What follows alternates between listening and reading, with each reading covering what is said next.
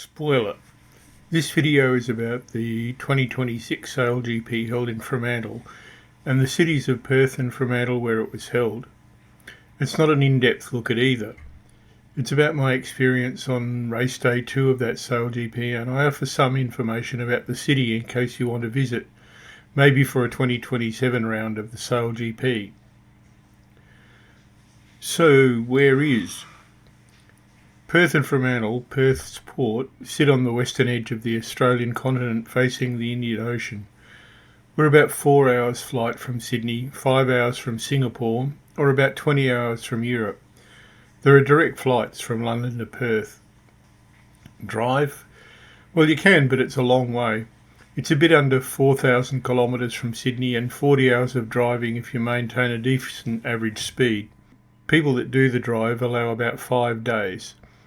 The roads are quite good, and especially across the Nullarbor Plain, the distances between anything, including fuel, are pretty big.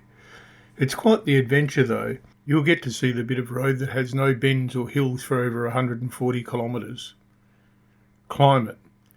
For Northern Hemisphere references, we're about the same latitude as Waco in Texas, Ensenada in Mexico, Alexandria in Egypt, or Marrakesh in Morocco. The climate is classed as Mediterranean with mild, wet winters and hot, dry summers. In winter we rarely get to 0 degrees Celsius, and in summer we can get as hot as 45 degrees. And remember, January is midsummer here. Culture. Being an Australian city, we speak Australian English, but understand most other variants. Currency is the Australian dollar. Like pretty much the rest of the world, we use the metric system, so distances in kilometres, fuel in litres, etc. We drive on the left, so remember that if you're getting a hire car. Perth City. We're often regarded as the second most isolated city in the world after Honolulu. The nearest city of over 500,000 people to us is Adelaide, some 2,000 kilometres away. For all its isolation, some people find Perth surprisingly large. We stretch about 110 kilometres north and south along the coast, sort of constrained by the Darling Range, which rises in the eastern part of the city. The population of the state of Western Australia is a bit over 3 million people, with about 2.1 million of those living in Perth.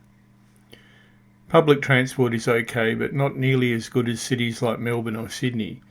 If you're planning to come for a SailGP and staying in Perth City, then the best transport option is train. The trains are regular and cheap. The trip from Perth City to Fremantle is about 40 minutes, and Fremantle Station is about 15 minutes walk from the SailGP venue. Fremantle itself is a fascinating place that I might have to do a travel video on. There's an option to travel from Perth to Fremantle by ferry, but this would just be a leg of the Perth to Rottnest Island run. It's expensive and not as fast as the train, but more scenic, also not as regular. There are no specific Perth to Fremantle ferries, which is a shame. Fremantle. The city of Fremantle is the port for Perth, basically a suburb now. It's a well-preserved collection of Edwardian and Victorian buildings. Like a lot of port cities, it's a favourite with the locals, with lots of restaurants and eateries and a big Italian influence from Italian immigration after the Second World War. Speaking of the war, it was the biggest submarine base in the Southern Hemisphere at that time, but nothing of that heritage remains. Now, SailGP specifics. In 2026, the course was located here, just south of Fremantle Harbour and the mouth of the Swan River. The stands were located in the 2 groins indicated. The top one is called the South Mole, but I don't know the name of the bottom one. The train station is close by, as indicated in red. Between the station and the entrance to the SailGP venues are the Eshed Markets and the Gage Roads Brewery, both where you can get something to eat and drink, but no alcohol at the Eshed. Okay, enough of the educational stuff. Let's get to my local station for the train into Perth and to Fremantle. It's better than the fairly long drive from where I live and paying the cost of parking in Fremantle, if I could find a parking spot, that is. Off to the SailGP, decided to catch the train. Usual humour. Just as I pulled into the car park, a train arrived. So I've got 15 minutes to wait for the next one. Oh God. Okay, here's a train. I'm a little bit disappointed they're still using the old rolling stock, but there you go. So jump on here, head into the city because there's no direct train to Freo, and then from the city get the train to Fremantle. Should overall take me about an hour. This area is relatively interesting because it's a reclaimed rubbish tip. It's got the Crown Casino. This is the new stadium, tennis centre. Over the back there is the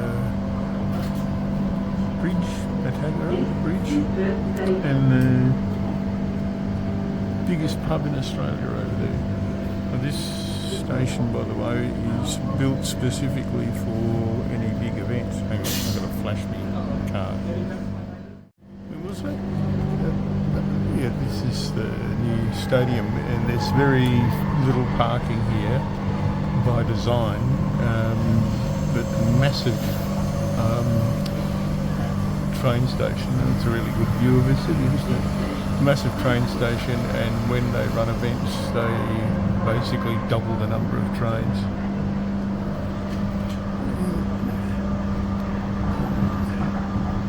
It's the new pedestrian bridge over there in the background. I'll actually edit this bit of all the trees out. So we cross the river here. And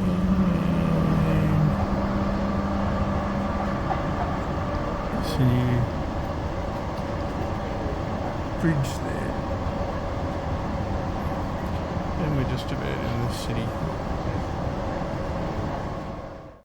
Okay, so we're in the city. Sunday, so it's pretty quiet today. Got to change trains here and jump on the train to Fremantle. If anybody's interested, the station itself is 19th century, but the roof they built over it here is about 20 years old. Anyway, I need to check what platform the Fremantle train is because they've all been changed around. Confusing. So this is the right platform for Freo, but this train is just going part way to Claremont. To wait for the next train. So we're almost at Fremantle, just tracking down along the coast. That's what she said. North Fremantle is the next station, and then across the river again to Fremantle. And SailGP course is down there. Pretty mild day today, only in the 20s, but there's still a lot of people at the beach. That's Leighton Beach.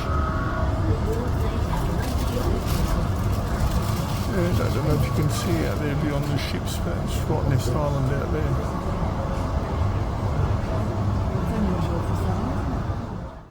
Just about to cross the river again. That domed building is the Maritime Museum. You can see that in the TV broadcast. And this cruise ship here you can also see. This is the Swan River again, and that's Fremantle Harbour. You can see some of the boats near the cruise ship are already in the water.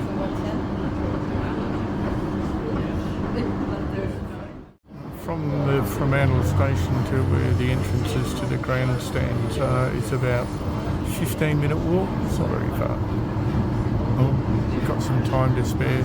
It's taken about 35 minutes to get here from the city, and I'll probably detour by the Fremantle markets. Okay, so the ship is the Viking Orion if you're interested.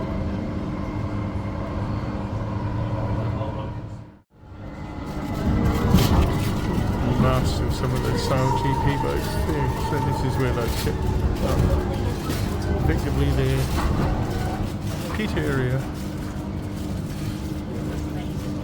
And the cranes are using to put the boats into the water.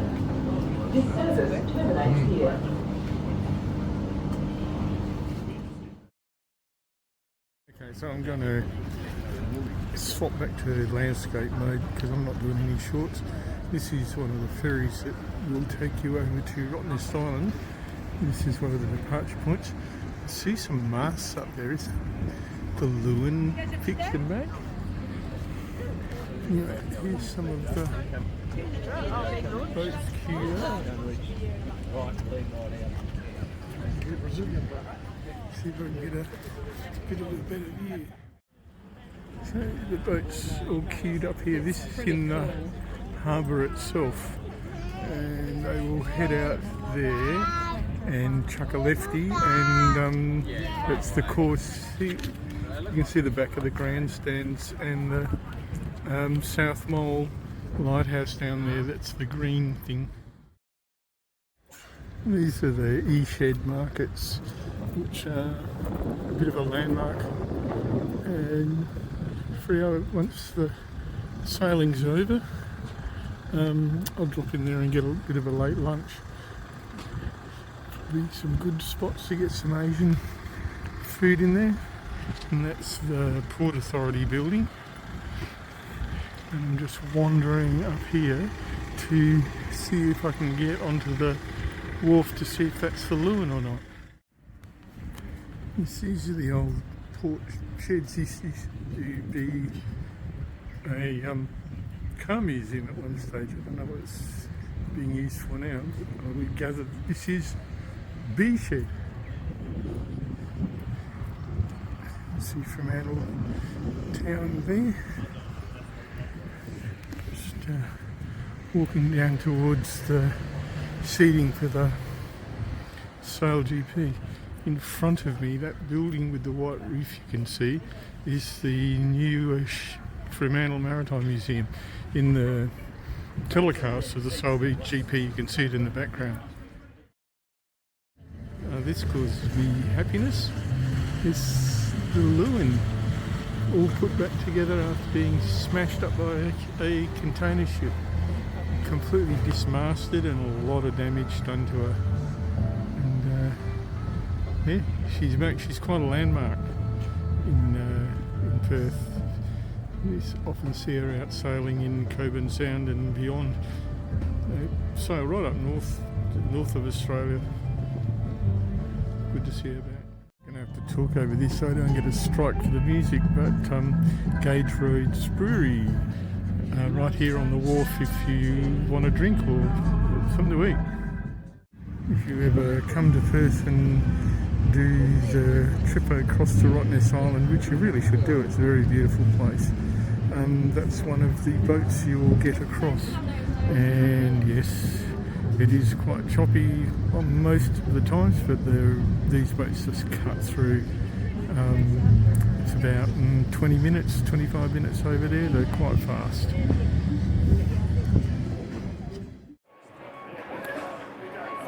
So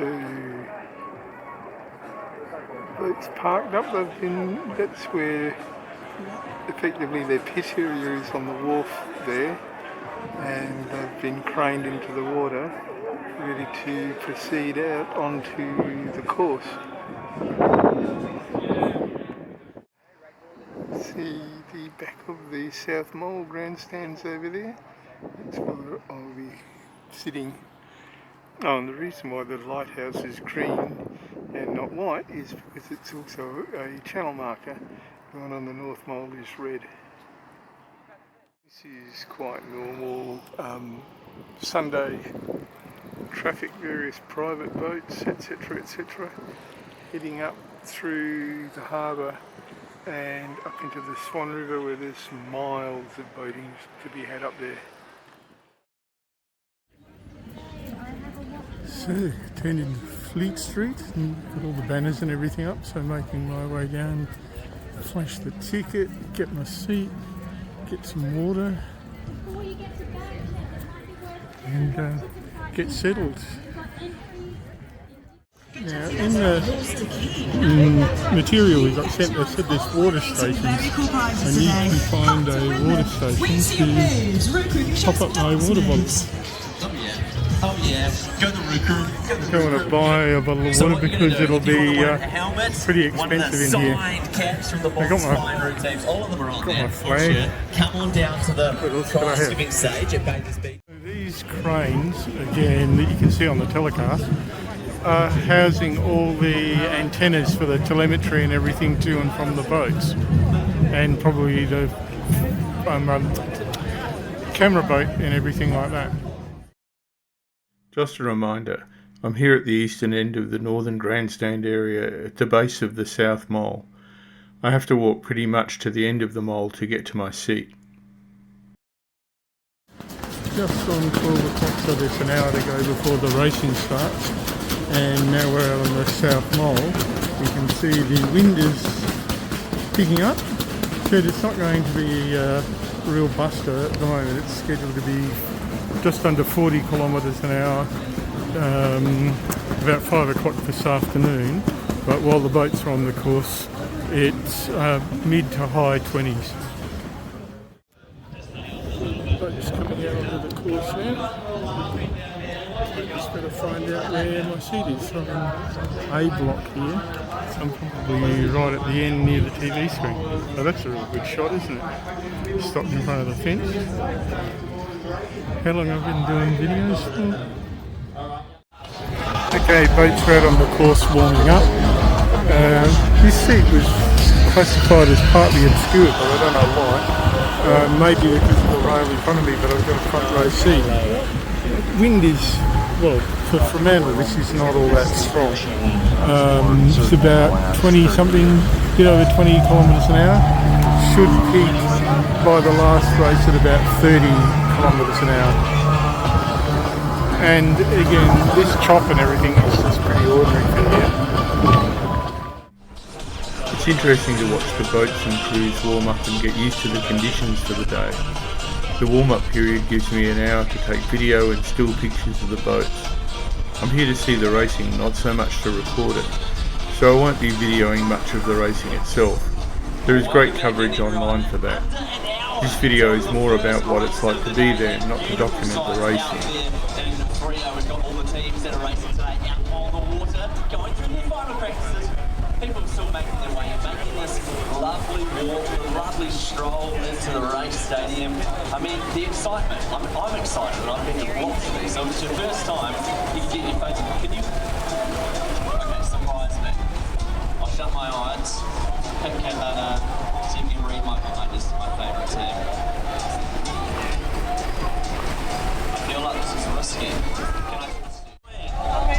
Who's this here? Do you know Kinley?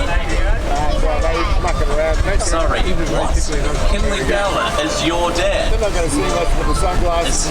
You know, we actually just had a chat to Sammy Newton's family before. Who do you think's stronger, Sam Newton or your dad? Yeah, there you go.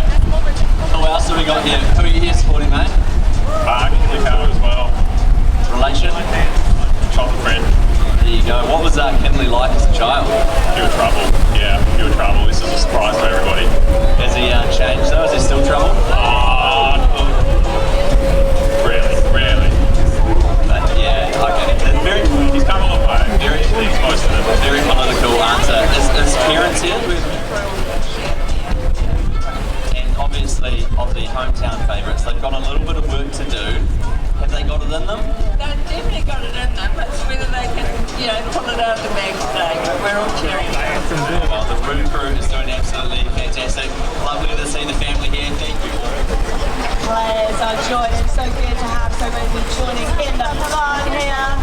Stasia, Kayla, TV, I love it.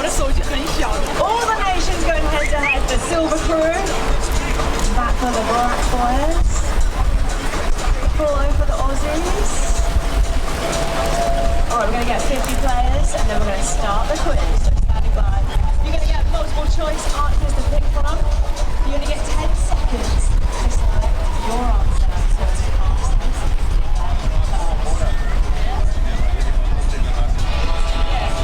Let's play the quiz. Yes, seems to be a bit more boisterous today. It's, some of the boats have been having fun in turns, lifting hulls right out. Please, can we bring us to the present day and have a recap of what happened yesterday, race 1? Well, I've never seen anything like it. I mean, I thought yesterday couldn't be tops, but I'm looking out there right now, and it is absolutely wild, and we're expecting that breeze to pick up.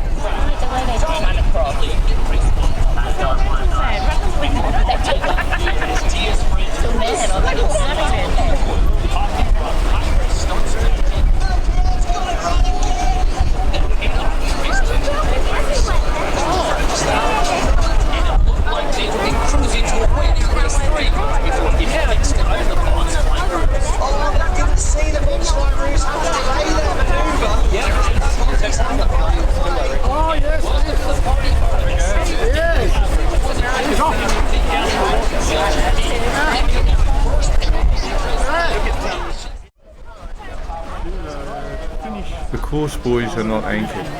They're self-propelled and use GPS to go to their intended destination and hold position.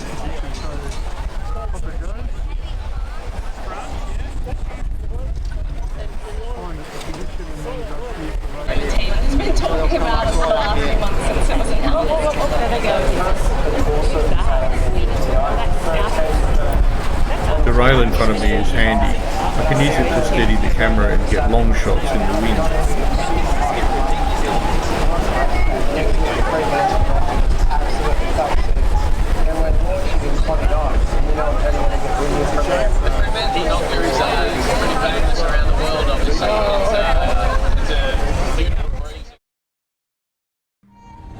National anthem time and everybody stands. Racing is about to start.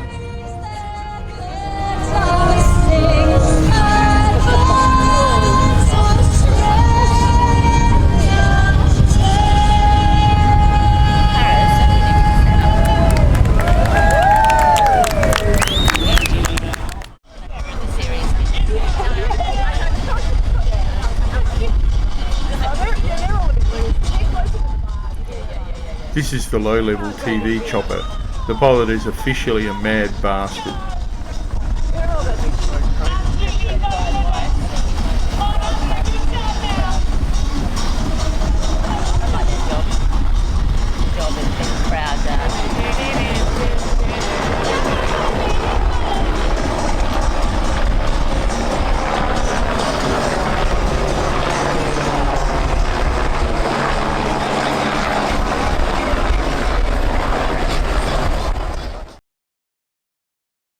Marshalling for the start of the first race.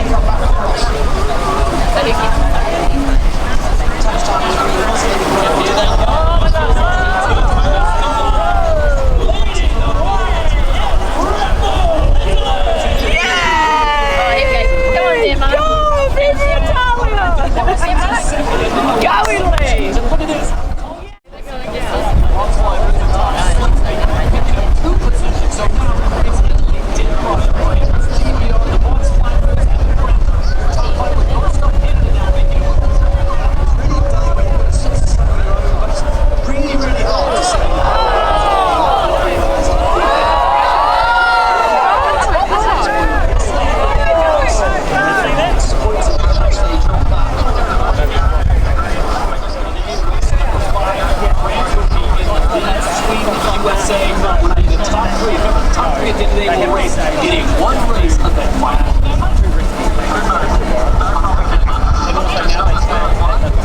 Well played. Great job. This is how they intended to really put down the back. The wind to be slightly closer, so they're going to both come in. Just set us the boat down. Between the French and the Danish, they've got to have control of the market. That's a great control. Jason Silver, French by the attitude. Let's do that for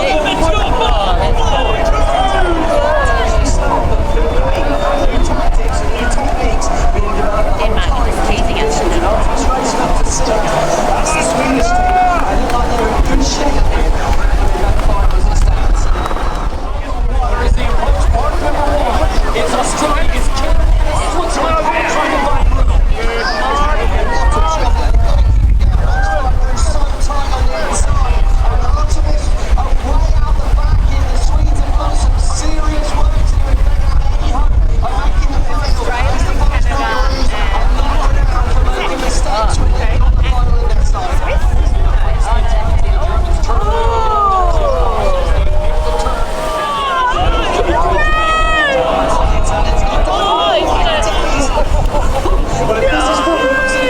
the final.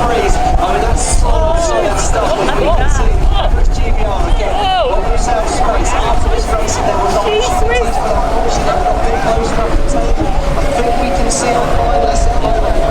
final in their side.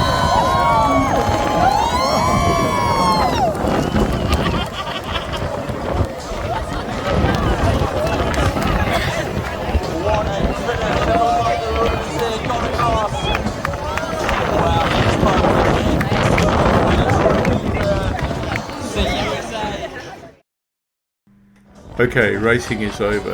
Australia, after a disappointing first day, made the final and came third after sustaining a penalty. The course markers head off to the Shepherd boat to be guided back into the harbour.